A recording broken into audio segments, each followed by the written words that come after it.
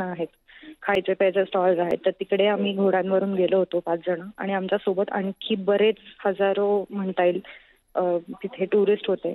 आणि अचानक फायरिंग सुरू झालं वरनं आणि आम्हाला वाटलं की सिव्हिलियन्स म्हणजे त्यांचं काहीतरी आहे. पण अचानक म्हणजे पोलिसांच्या वेशात काही लोकं मास्क लावून डायरेक्ट बंदुका घेऊन आले आणि त्यांनी धमकवायला सुरुवात केली आणि ते आम्हाला असं म्हणाले, की तुम्ही मोदींना डोक्यावर चढवून ठेवलंय. तुमच्यामुळे मोदी मोठे झालेत आणि तुम्ही आम्हाला बदनाम केलंय. आमचं मजहब तुम्ही खराब करताय. तुमच्या या हिंदू लोकांमुळे आमच्या मजहबला अ, म्हणजे खराब होत चाललंय. आमचं नाव खराब होतंय. तुम्ही अशी बदनामी केली, की आम्ही तुमच्या मुलांना आणि म्हणजे स्त्रियांना मारतो. आम्ही मारलंय का तुम्हाला? ते माझ्या वडिलांना म्हणाले, "तुम्ही हिंदू नाहीये ना, तुम्ही मुसलमान आहात, तर मग अजान पडो हमारे सामने और अजान नहीं पड रहे तर" असं म्हणून त्यांनी गोळ्या घातल्या. अशा त्यांनी भरपूर लोकांना म्हणजे बऱ्याच पुरुषांनाच फक्त त्यांनी गोळ्या घातलेल्या.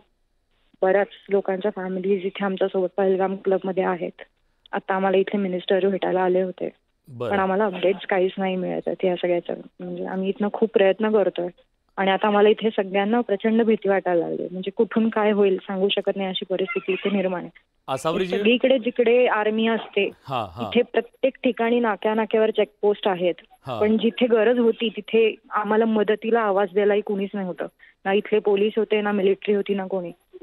त्यांनी रेस्क्यू तर केलं, ते त्यांचं काम होतं, त्यांनी ते केलं. पण आम्हाला पुढचे अपडेट्स नाही आहेत आणि आम्हाला जेव्हा गरज होती तेव्हा आम्ही आमच्या डोळ्यांनी आमच्या घरातल्यांना गोळ्या लागताना बघितल्यात. कितीतरी लहान मुलं, कितीतरी स्त्रिया, कितीतरी वयाने वयस्कर असणारी लोकं तिथे होती. त्यातल्या बऱ्याच जणांना त्यांनी गोळ्या घातलेल्या आहेत. म्हणजे अंधाधुंद फायरिंग करणं म्हणतात तसं घाबरून गोळ्या घातल्या लोकांना.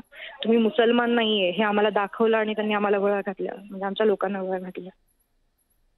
तुम्ही बोलताय तर अंगावर काटा येतो, कारण तुम्ही प्रत्यक्ष हे अनुभवलं. तुम्ही फक्त तिथे बसून आमचं ऐकू शकता. आम्ही आमच्या डोळ्यांनी आमच्या घरातल्यांना लागताना बघितलंय.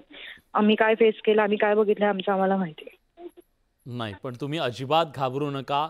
आता राज्याच्या मुख्यमंत्र्यांनी सुद्धा सांगितलंय, केंद्रीय गृहमंत्री सुद्धा तिकडे निघालेले आहेत आणि सगळ्या यंत्रणा तुमच्या सोबत आहेत.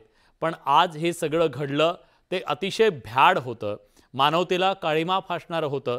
तुमच्या कुटुंबाच्या बद्दल आता काय माहिती तुम्हाला देण्यात आलेली आहे? काहीच माहिती नाही आमच्याकडे. आम्हाला फक्त एवढंच कळलंय की त्यांना हेलिपॅड थ्रू श्रीनगर वगैरे अशा ठिकाणी हलवण्यात आलं होतं. जेवढी पण लोकं वर अडकली होती सगळ्यांना. आम्हाला एक्झॅक्ट आकडाही माहीत नाहीये. आम्हाला आमच्या घरातल्यांबद्दल जे इंज्युअर्ड आहेत आमच्यासमोर ज्यांना गोळ्या लागल्या त्यांच्याबद्दल काहीही इन्फॉर्मेशन नाहीये.